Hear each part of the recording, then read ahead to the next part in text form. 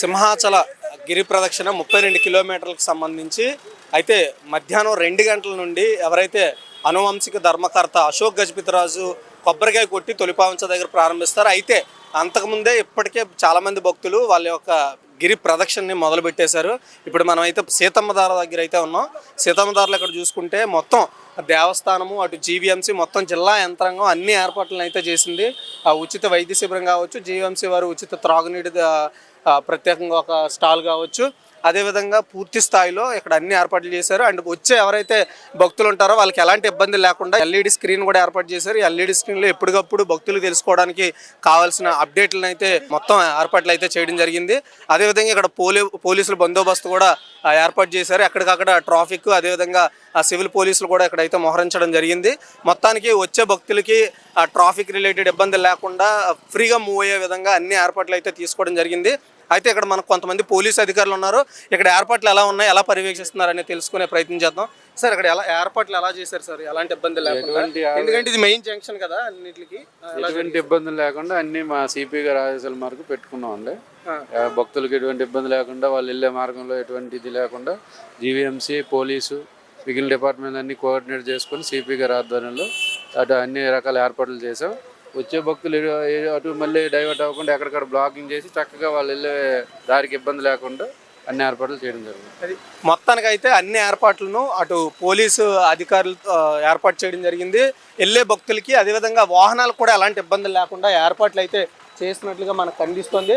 అదేవిధంగా ఇక్కడ ప్రత్యేకంగా చూసుకుంటే ఏదైతే ఉచిత వైద్య శిబిరం కూడా ఏర్పాటు చేయడం జరిగింది. ఇక్కడ కొంతమంది డాక్టర్ల పర్యవేక్షణలో ఈ ఉచిత వైద్య శిబిరం అంటే కిమ్స్ హాస్పిటల్స్ వారి చేత ఉచిత వైద్య శిబిరం అయితే ఏర్పాటు చేయడం జరిగింది. వచ్చే భక్తులకి ఏమైనా ఇబ్బందులు కలిగితే సో వాళ్ళకి వెంటనే చెక్ చేసి ఎలాంటి ఇబ్బందులు లేకుండా తగు జాగ్రత్తలు తీసుకునేలా ఏర్పాట్లు చేశారు. అయితే ఇక్కడ మనకి 2 డాక్టర్లను కూడా ఇక్కడ పెట్టడం జరిగింది.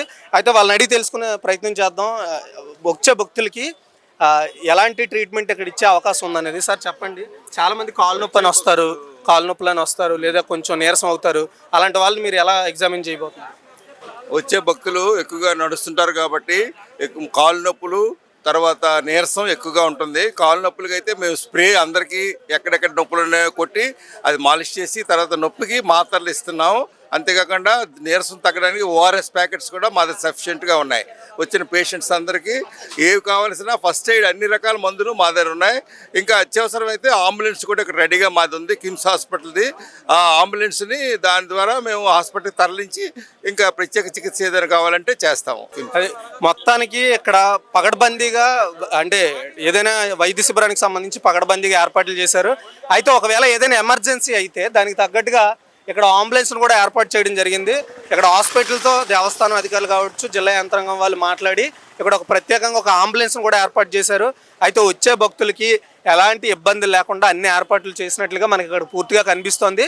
అయితే ఫ్లోటింగ్ ఇంకా మొదలవుతోంది. యాక్చువల్గా 2 గంటలకు మొదలవ్వాలి, కానీ కొంతమంది దూర ప్రాంతాల నుండి వచ్చేవాళ్ళు ఇప్పటికే ఇక్కడ అన్ని గిరి ప్రదక్షిణ మొదలు పెట్టేయడం జరిగింది. అయితే ఇక్కడ ఎవరైతే మనకి ఒకవేళ సింహాచలం వెళ్ళి తొలిపావంచ దగ్గర ఒకవేళ కొబ్బరికాయ కొట్టలేని వాళ్ళు ఎవరైనా ఉంటే సీతమ్మధార దగ్గర ఒక నమూనా ఆలయాన్ని కూడా ఇక్కడ ఏర్పాటు చేయడం జరిగింది. సో ఎవరైనా సరే ఒకవేళ మొదలు పెడదాం అనుకుంటే ఇక్కడ మొదలుపెట్టి మళ్ళీ ఇక్కడే ఎండ్ చేసుకోవచ్చు అనమాట. దానికి తగ్గట్టుగా ఇక్కడ ఒక నమూనాను కూడా ఏర్పాటు చేయడం జరిగింది.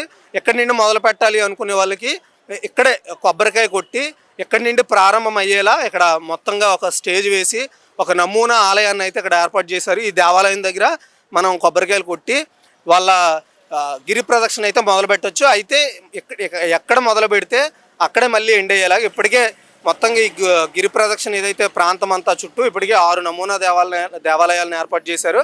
అందులో భాగంగా సీతమ్మధారలో కూడా ఒకటి ఏర్పాటు చేయడం జరిగింది. ఎవరైనా మొదలవ్వాలనుకుంటే ఇక్కడి నుండి మొదలయ్యి వెళ్ళడానికి అవకాశం. అదేవిధంగా క్యూ లైన్ పాటించేవాళ్ళు అంటే ఎలా పడితే అలా వచ్చి కొబ్బరికాయ కొట్టకుండా క్యూ లైన్ పాటించే విధంగా ఇక్కడ ప్రత్యేకమైన బార్కేడ్లను కూడా ఏర్పాటు చేశారు. ఇలా వచ్చి కొబ్బరికాయ కొట్టి స్టార్ట్ అయ్యేలాగా. అయితే ఇక్కడ మనం చూసుకున్నట్టయితే అలాంటి అవాంఛనీయ సంఘటనలు జరగకుండా పూర్తి స్థాయిలో భక్తులు ఫ్లో పర్ఫెక్ట్గా అంటే ఎలాంటి ఇబ్బంది లేకుండా ఉండేలాగా దేవస్థాన అధికారులు కావచ్చు, జిల్లా అధికారులు కావచ్చు, ప్రధానంగా జీవీఎంసీ కూడా ఇందులో బాగా మిళితమై వాళ్ళు కూడా తగిన ఏర్పాట్లు అంటే మంచినీటికి కావచ్చు, లేదంటే ఎక్కడెక్కడ చెత్త పేరిపోకుండా ఇబ్బందులు లేకుండా అన్ని డస్ట్బిన్లు అవి ఏర్పాటు చేయడం జరిగింది. దానికి తగిన సిబ్బందిని కూడా ఇక్కడ ఏర్పాటు చేశారు. దానివల్ల ఏమవుతుందంటే ఎవరికి ఏమి ఇబ్బందులు లేకుండా వాళ్ళ యొక్క ఏదైతే గిరి ప్రదక్షిణ ఉంటుందో అది ఇబ్బందులు లేకుండా అయ్యేలాగా ఏర్పాట్లు అయితే చేయడం జరిగింది.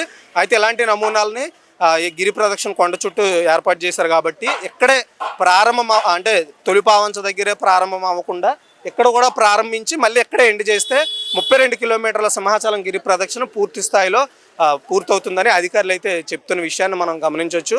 వీడియో జర్నలిస్ట్ హేమంత్తో Raju, VBC on TV, Visakha నుంచి.